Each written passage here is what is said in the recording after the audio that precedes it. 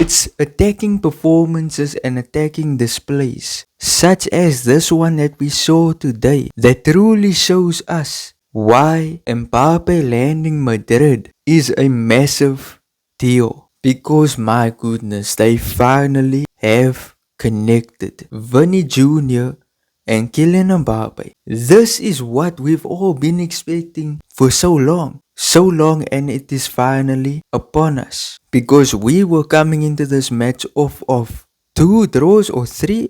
It was 2 draws and 1 loss to Liverpool, in which this team played terribly, and in this game completely dominated, completely played, well, not completely dominated, but came out and just played insanely. Now, before I speak any further, remember, I'm not overrating this display. I'm not overrating Vini, not overrating Mbappe. I'm not overrating them because this is Olympiacos and they were very bad defensively. I can't even lie. I can't sit here and say this is top class competition. They were good in attack, but defensively poor, like so poor. But let us get into this duo between Vini Jr. and Kylian Mbappe. So immediately, Olympiacos score. And you know what? We're not going to talk too much about this. This goal, I'm going to give them credit where it's due. Insane. This was beautiful. 1-2s and then one rocket of a goal. Beautiful play. And we move on. Then it goes on to the 20th minute or the 21st minute. Vini Jr. does his signature move, the Travella pass to Mbappe. And this, listen, I'm going to show you another clip in which Vini's just good at this. He finds the place. He's very good at this. One match in particular, which was against Girona, he pulled this off. He passed like that to Bellingham. Now he did this. Olympiacos with the high line. He did that. Mbappe got to the ball, scored it. And the credit should be going to Vini because my word, Vini before this game was poor. Super poor, like I'm not gonna lie. He was poor. He comes into this game having been benched in the previous match, and his previous match was also poor. Comes into this game out of nowhere, plays like 2024 Vini. He's playing like Vini when he had Benzema next to him. He's playing like Vini in 2024 under Ancelotti. This guy's in form. He's playing good. He's sensational. If he can play like this, listen. If he can play like this, and Mbappe can also play like this, and they can play like this together, it's over.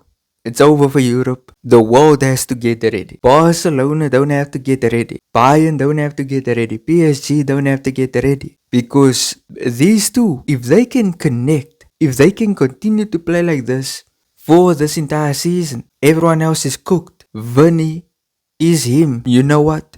Before, after his poor performances, I was saying, he's not him anymore. He's not that guy. He needs to take a back step, sit on that bench, or even leave the club. Leave the club as a whole. It seemed like he was only creating problems in the team, delaying the contract talks, getting angry when Xabi Alonso substitutes him. And then it comes out to this performance where I just completely changed my mind. Listen, it's Olympiacos. Bad defensively. But I'm just thinking about a dream scenario where he continues to play like this. Having both Vini and Mbappe in form. It's insane. This is what we've always wanted. Because it's either you're gonna get one who's in form or you're gonna get the other who's in form. But they have never been in form at the exact same time. But of course, we can't just talk about Vini because Mbappe is the other part of this duo. Mbappe, he surprised me. You know, Mbappe is not a player who surprises me, but he surprised me. He gets a ball from Harder Gula. The cross comes in. This guy heads the ball in. He heads the ball in. Can you guys believe this? He head that ball in. I've never, listen, in my life, I've never seen Mbappe head the ball in. I've never seen it. It's always just him on the feet. It's never him off the feet, in the air.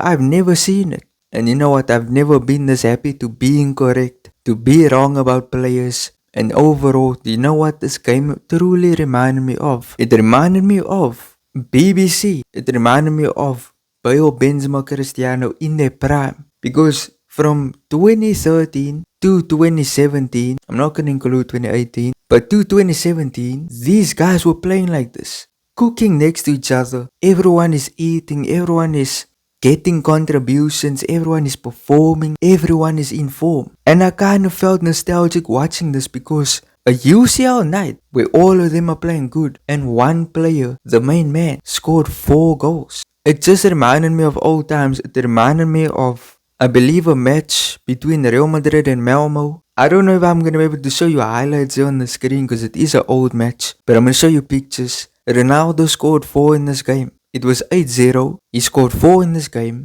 Benzema was in form, Bale was in form. You switch over to this game, Mbappé scored 4, Vini is in form, Arda's in form. It just seemed like everything was going right. It truly felt nostalgic. It was truly a sensational game, similar to the match of last night. Sensational game in which Barcelona got absolutely annihilated by Chelsea. But you know what, I'm not gonna talk about that. This is about Real Madrid. I just wanted to throw that in there. You know, we have to throw it in there. But let's talk about the other players. One in particular that this might sound controversial, but do you notice how this team always plays good when Bellingham is not on the pitch? This is not to hate on Bellingham, but someone brought it up to me. Actually, not even someone. There was many people. I think there's like 3 people in the comment section who told me this. They said since Bellingham came into the team, since he came back, every match he has played, the team did not play to their full potential like in the matches where it doesn't play. And I noticed it in this game because, let me tell you something. All the goal is cooking.